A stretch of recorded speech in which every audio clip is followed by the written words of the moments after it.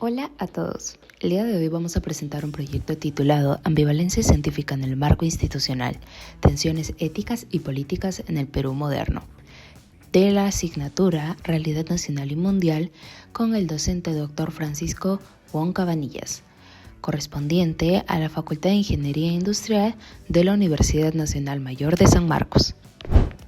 Los integrantes que conforman este grupo son los siguientes: Cornejo Ramírez Sebastián Elías, Espetia Salazar Guimar Alan, Estrada Palacios Cristina Valery, Marrique Yacua Diego Walter, Príncipe Torres Marcia Renata y Rojas Quilca Camila Abigail. El índice de contenidos que se ha trabajado a lo largo para tener un esquema de cómo se realiza esta investigación es el siguiente: la introducción, antecedentes, base teórica, evolución conceptual, metodología, resultados, discusión, conclusiones y finalmente la bibliografía. Para entender el concepto de ambivalencia, primero tenemos que comprender el contexto en el cual nos encontramos. Y bueno, en el Perú moderno vivimos una contradicción fundamental frente a la ciencia. Por un lado está el Estado que impulsa la tecnología como el único motor de desarrollo.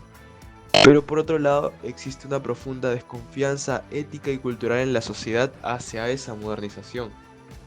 Nos enfrentamos a lo que Handling llamó la ambivalencia científica, pues admiramos los progresos técnicos que hay, pero no tenemos en cuenta que sin ética esto puede deshumanizarse.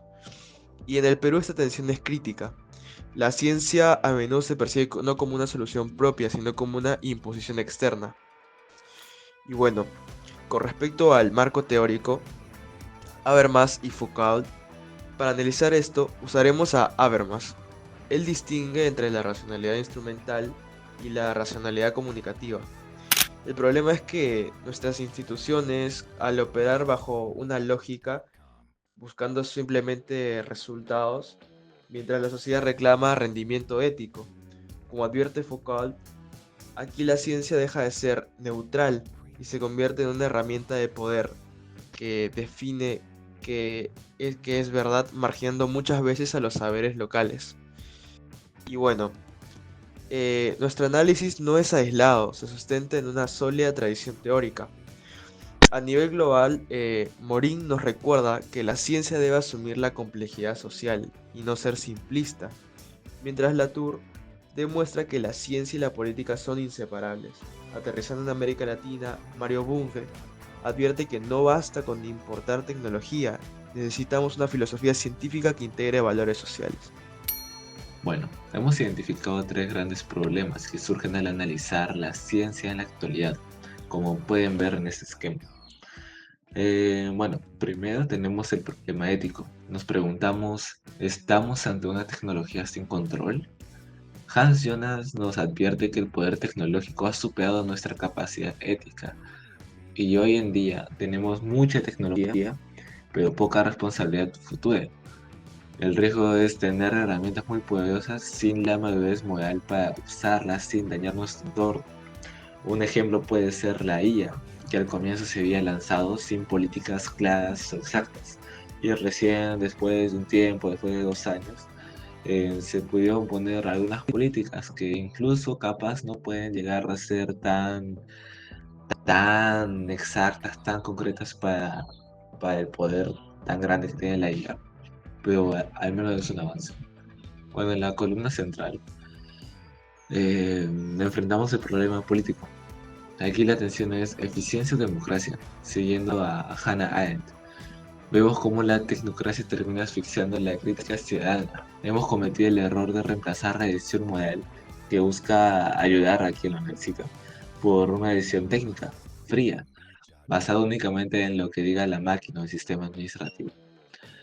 Y tres, el problema cultural. La interrogante es ¿ciencia única o ciencia diversa? Basándonos en Thomas Kuhn, planteamos que necesitamos nuevos paradigmas. No podemos hablar solo de la ciencia moderna importada de Europa y Estados Unidos. Es vital integrar el saber ancestral peruano como una fuente legítima de conocimiento para resolver nuestros propios problemas. En resumen, nuestra base teórica busca equilibrar la ética, la política y nuestra propia cultura frente al avance científico. Para comprender la ambivalencia científica en el Perú, esa mezcla de confianza y desconfianza hacia la ciencia, necesitamos ver cómo ha evolucionado el pensamiento científico a nivel global.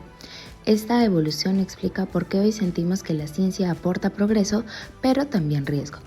Primero, Hannah Arendt, en 1958, nos advierte que el avance científico puede transformar la acción humana en simples procedimientos técnicos.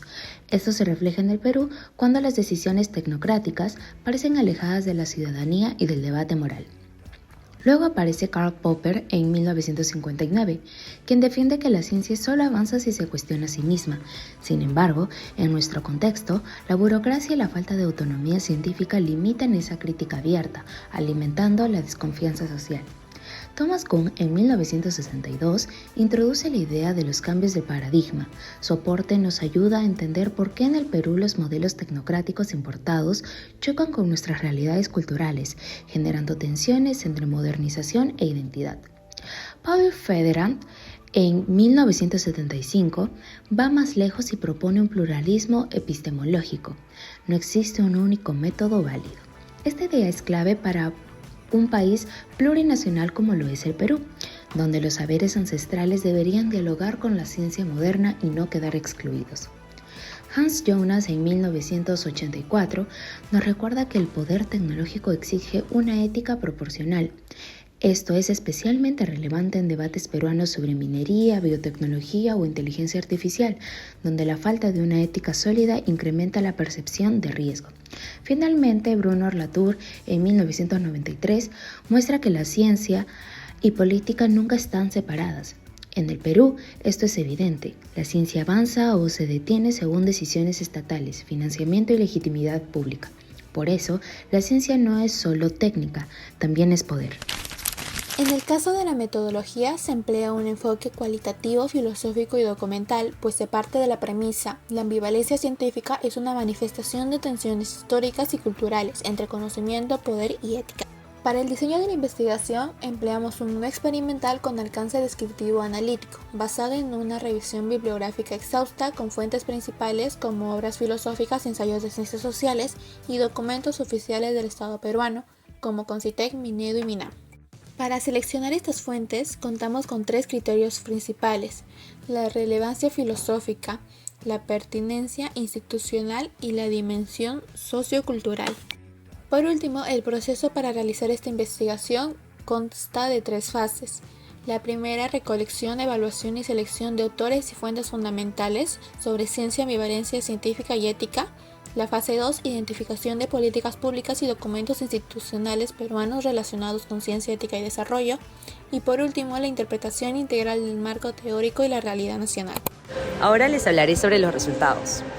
En el primer punto, que es la ciencia y ética en el Perú, en nuestro país, según los documentos del Concitec, la ciencia se usa principalmente para mejorar la economía y aumentar la competitividad. El problema es que casi no se considera la parte ética. Cómo la ciencia afecta a las personas, a la cultura o hasta incluso al ambiente. Esta dimensión queda de lado, aunque es igual de importante. En el segundo punto, que es la visión instrumental de la ciencia, el filósofo Habermas explica que hoy vemos la ciencia solo como una herramienta para producir resultados rápidos. Eso significa que se prioriza la eficiencia, el rendimiento y el beneficio económico, antes que el diálogo, la reflexión crítica o el impacto social. En el Perú sucede lo mismo, importa más producir que pensar en las consecuencias. En el tercer punto observamos la ética en investigación, que tiene poca aplicación. Aunque sí existen normas éticas para investigar, en la práctica casi no se aplican.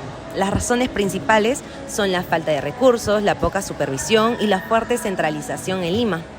Esto hace que en regiones sea más difícil investigar de forma segura, responsable y con apoyo técnico. En el cuarto punto tenemos la falta de un marco ético nacional en temas como los OGM, organismos genéticamente modificados, la minería o la inteligencia artificial. Casi siempre toman decisiones basadas solo en lo técnico o lo económico. Nos falta un marco ético nacional más sólido, que piense en el futuro y en la responsabilidad hacia la vida y el ambiente, como propone el filósofo Hans Jonas. En resumen, la ciencia en el Perú avanza, pero necesita una base ética más fuerte para asegurar que el progreso no solo genere beneficios económicos, sino también bienestar social, ambiental y humano. En la discusión podemos extraer las siguientes ideas centrales. Según Foucault, el conocimiento científico no es neutral. Las instituciones deciden qué temas investigan y cuáles se invisibilizan, reforzando jerarquías que marginan saberes locales y tradicionales. Según Latour, ciencia y política están profundamente entrelazadas, pero el país mantiene la ficción de que son independientes. Habermas presenta una visión tecnocrática de la ciencia orientada al beneficio económico, mientras falta diálogo democrático y transparencia. Edgar Morin plantea que la ciencia necesita superar enfoques fragmentados y adoptar investigaciones interdisciplinarias que integren tecnología, ética y educación. Hans Jonas, por último, menciona que urge instalar un principio de precaución que priorice la protección de la vida y el medio ambiente.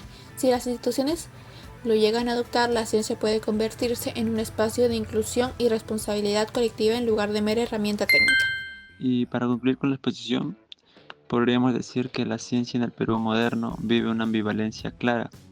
Por un lado está la racionalidad técnica, centrada en la eficiencia y la utilidad, y por otro lado la racionalidad ética, que busca mantener la dimensión humana de la ciencia.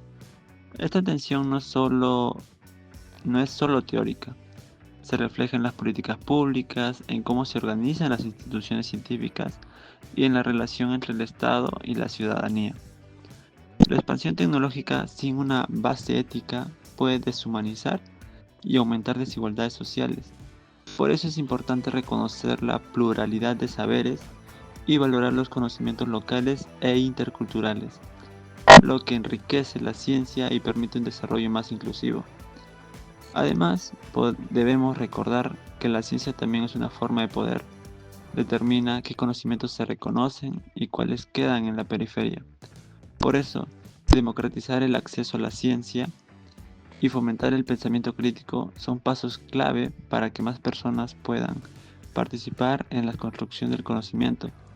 En definitiva, la modernización científica no se trata solo de producir más ciencia, sino de producir ciencia con humanidad, que combine innovación con ética, diálogo y responsabilidad social. Si logramos esto, la ambivalencia que caracteriza a la ciencia peruana puede convertirse en una tensión creativa, capaz de impulsar la reflexión, participación ciudadana y un verdadero aporte al bien común. La bibliografía mostrada en pantalla es aquella que se ha usado a lo largo de la investigación, siendo un total de 16 referencias bibliográficas. Muchas gracias por su atención.